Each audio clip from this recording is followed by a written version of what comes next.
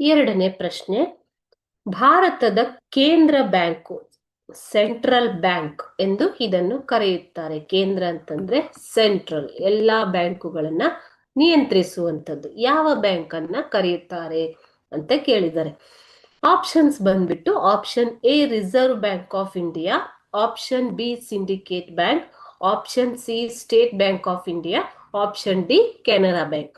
ಈ syndicate, state bank ಮತ್ತು Canara bank ಇವೆಲ್ಲ ಏನು ವಾಣಿಜ್ಯ ಬ್ಯಾಂಕುಗಳು, ಕಮರ್ಷಿಯಲ್ ಬ್ಯಾಂಕ್ಸ್ ಅಲ್ವಾ.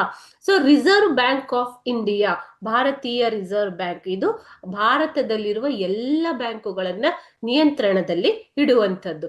ಸೊ ಇದನ್ನ ಕೇಂದ್ರ ಬ್ಯಾಂಕ್, ಭಾರತದ ಕೇಂದ್ರ ಬ್ಯಾಂಕ್ ಅಥವಾ ಬ್ಯಾಂಕ್ ಆಫ್ ಬ್ಯಾಂಕ್ಸ್ ಅಂದ್ರೆ ಬ್ಯಾಂಕುಗಳ ಬ್ಯಾಂಕ್ ಅಂತ ಕೂಡ ಕರೀತಾರೆ ಮಕ್ಕಳೇ. ಸೊ ಸರಿಯಾದ ಉತ್ತರ ಬಂದ್ಬಿಟ್ಟು option A reserve bank of India ಅಥವಾ ಭಾರತೀಯ ರಿಸರ್ವ್ ಬ್ಯಾಂಕ್ ಅಂತ ಕೂಡ ಹೇಳ್ಬೋದು. ಭಾರತೀಯ ರಿಸರ್ವ್ ಬ್ಯಾಂಕ್, ಓಕೆ. RBI ಇದನ್ನ ನಾವು ಏನಂತ ಕರಿತೀವಿ, ಕೇಂದ್ರ ಬ್ಯಾಂಕು ಅಥವಾ ಸೆಂಟ್ರಲ್ ಬ್ಯಾಂಕ್ ಅಂತ ಕೂಡ ಕರಿತೀವಿ.